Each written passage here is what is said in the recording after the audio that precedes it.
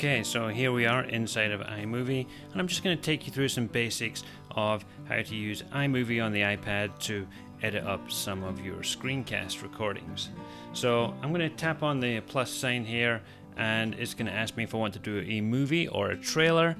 Now, trailers sound fun, and well, trailers are fun, but today we're going to use a movie, so I'm going to tap on the movie button here. And it takes me to this screen here where it's going to ask me to choose the media that I want to use as part of this project. So all I need to do is tap on the items I need and then tap Create Movie at the bottom of the screen.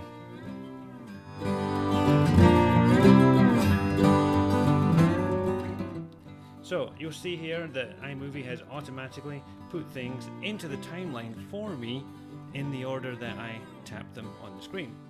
If I decide that I want to rearrange the order of these clips, all I have to do is press and hold on one of the clips, and then I can move it to a different part of the screen. So again, just press and hold, it will jump up in the air, and then you can drag it to a different position on the screen here. Now, by default, you may or may not like this. When iMovie moves from one clip to another, you'll see it does like a little fade transition. Now, sometimes that can be a nice effect to have, but sometimes with screencasts, you just want to move from one thing to another. So if you want to turn that off, all you do is you tap on the little bow tie down here, and then you choose None. And you can do the same on the other one over here too. And it just puts a hard cut in between all your videos there.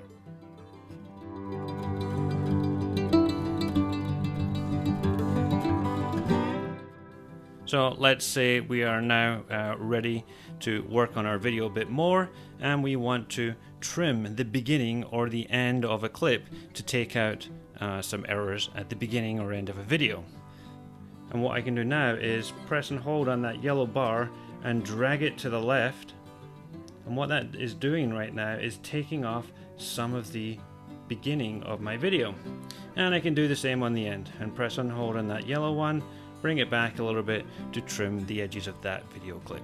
And you can do that with all the clips that you need that done.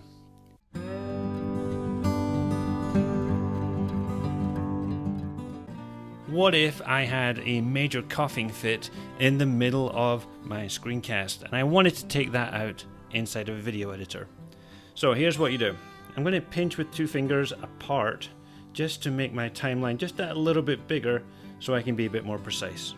And I can do it the other way too. I can pinch in with two fingers to make it smaller. So I'll make it a little bit bigger so that I can find the exact moment where that coughing fit started.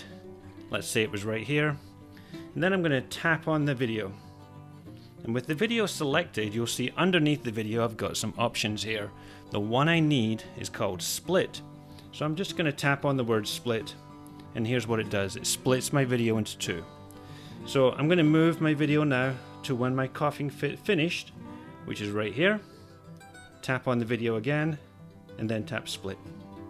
So what I did in this little demonstration here is I made my long screencast cut up into three parts. Now the middle part here, the short part that I've got highlighted on the screen, that's where my coughing fit was. I don't need the coughing fit to be in my video, so in the bottom right hand corner there is a delete button.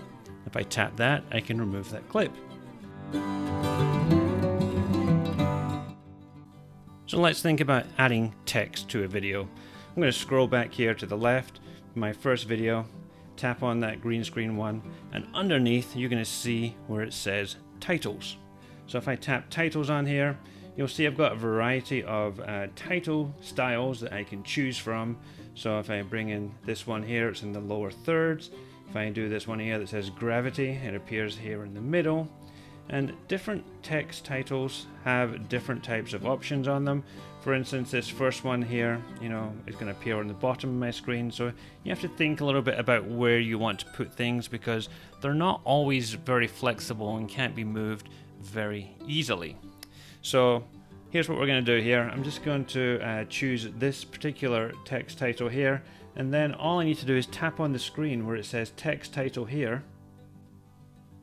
And the keyboard pops up and it lets me edit that text so I can change that to whatever I want it to be. So here's the small gotcha though. When you're using iMovie on an iPad, and you add text to a video, what it does is it adds text to the entire video. You can't choose how long that video text is going to appear on there.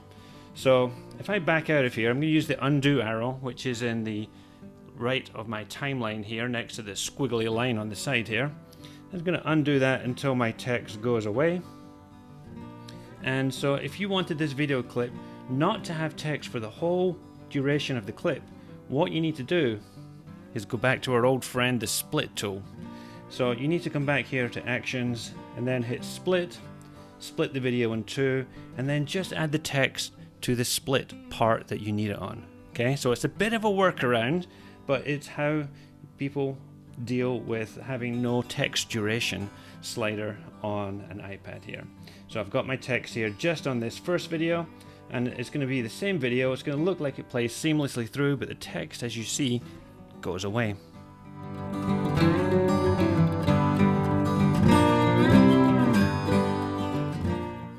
What about if we are ready to add some music? Well, over on the right hand side where the media bar is, at the bottom you'll see a tab for audio. Now here is something that Apple has made some really great strides with on the latest version of iMovie for iPad, because if you come over here to soundtracks, you will see 80 or more different tracks that you can use on your device. So some of them you're going to have to download from the cloud, okay? So some of them have got little clouds with arrows on them.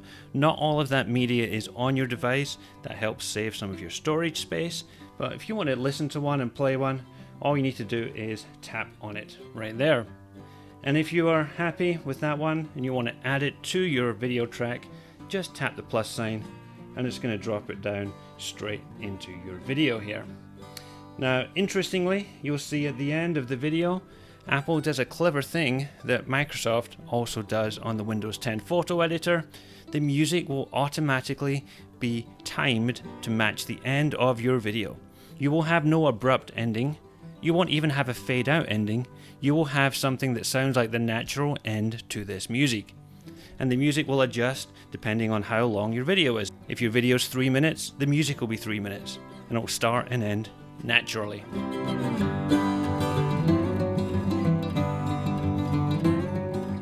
Once you're done and you're ready to save your video, upload it to the web, send it to another computer, you hit done in the top left hand corner.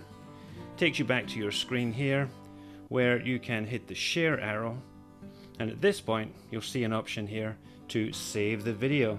You want to save that into your camera roll so that you can use that video in other places. So different choices here. HD 1080p is going to be fine for most of the projects you're working on, but if you have a high resolution screen and you want to try 4K, go for it. It just makes for a much bigger file size. So I'll hit 1080p. You'll see it's going to export the movie to my camera roll, and then I can upload it to Google Drive from here. I can upload it to YouTube. I can put it wherever I need that video to go. And there we go. The movie was exported successfully, and that's your quick tour of iMovie for iPad.